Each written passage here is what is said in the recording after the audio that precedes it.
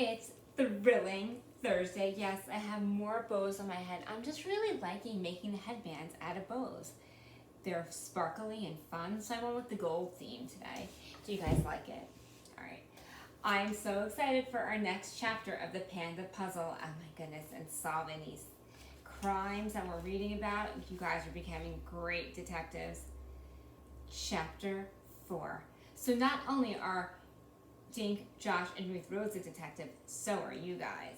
Alright, chapter 4.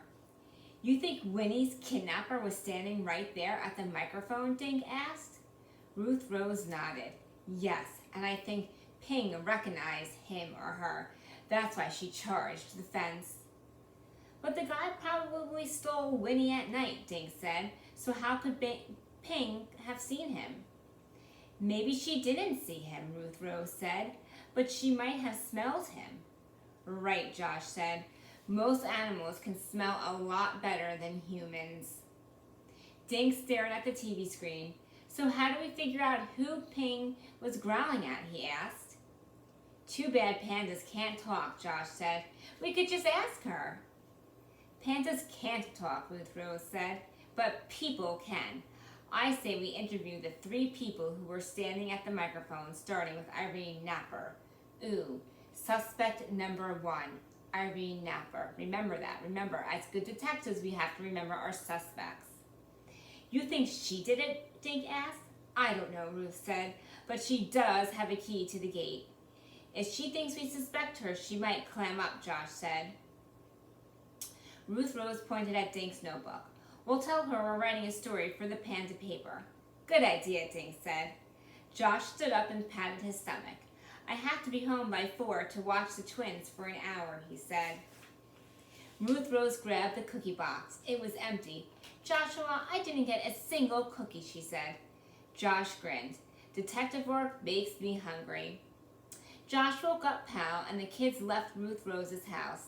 They took a shortcut through the rose garden in Center Park. Pal barked at the swan being trailed by 3 cygnets.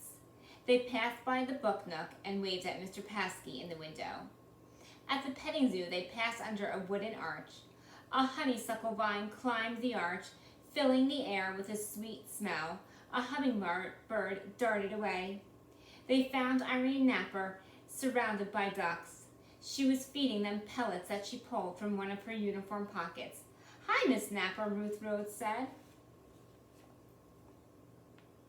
I think that dog's really cute. Well, hi, Irene said. Say, weren't you kids at Panda Park this morning? Yeah, we're sorry about the kidnapping, Josh said. Irene's smile disappeared. I'm so angry I don't know what to do, she said. Who would steal a baby panda? No one knew what to say. Good thing Winnie's old enough to eat bamboo, Irene said. If she still needed her mother's milk, I don't think she'd make it. Ruth Rose nudged Dink. We're writing a story for the Panda paper, Dink said. Could we ask you some questions? Ooh, they're sneaky detectives. The woman looked at Dink for a moment. Yeah, I guess so, she said finally. Just then, Pal barked and the ducks scattered. But first, let's move your dog away from my ducks, Irene said. The kids followed Irene to a shady bench. She sat and stretched out her long legs. Shoot, Irene said. Pal sighed and dropped to the ground. Irene started stroking his ears. Dink noticed that Irene's hands were large and strong-looking. Everyone was waiting for Dink to ask a question, but Dink's mind was suddenly blank. There's that suspect, Irene. You never know. Who takes care of Ping and Winnie? Ruth Rose asked, coming to Dink's rescue. I do, Irene said. I feed them, clean out their area, all that stuff. Ping even let me hold her baby. Dink wrote down what Irene said. Then he asked, when did you last see Winnie? Last night, Irene said, when I added fresh water to their pool. That was about 8 o'clock. So someone snatched her between then and 10 o'clock this morning, Ruth Rose said. Irene nodded. Dink thought she might cry. Dink had his next question all ready. How many people have keys to the gate? He asked. Irene looked at him. Only me. That's fishy, she said finally. She patted a key ring hanging from her belt. And trust me, this was never out of my sight. Whoever took Winnie didn't unlock the gate.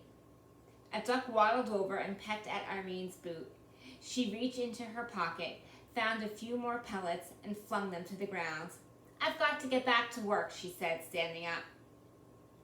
She glanced down at Dink's notebook. Good luck with your story. Thanks, Dink said. By the way, do you know where Tom Steele lives? Irene shook his head. No, but you'll probably find him in his office. Dink looked blank. His office? It's in the senior community center, Irene said. She gave him a surprised look. I'm surprised you don't know that, since you're writing a story for him. Ooh, They better be careful what they say. All right, so we know who our detectives are in the story, right? Dink, Josh, Ruth Rose, and you guys. We know the crime, where is the panda, and we know one suspect, Irene Napper. Okay, can't wait to read more tomorrow. I'll see you later. Bye!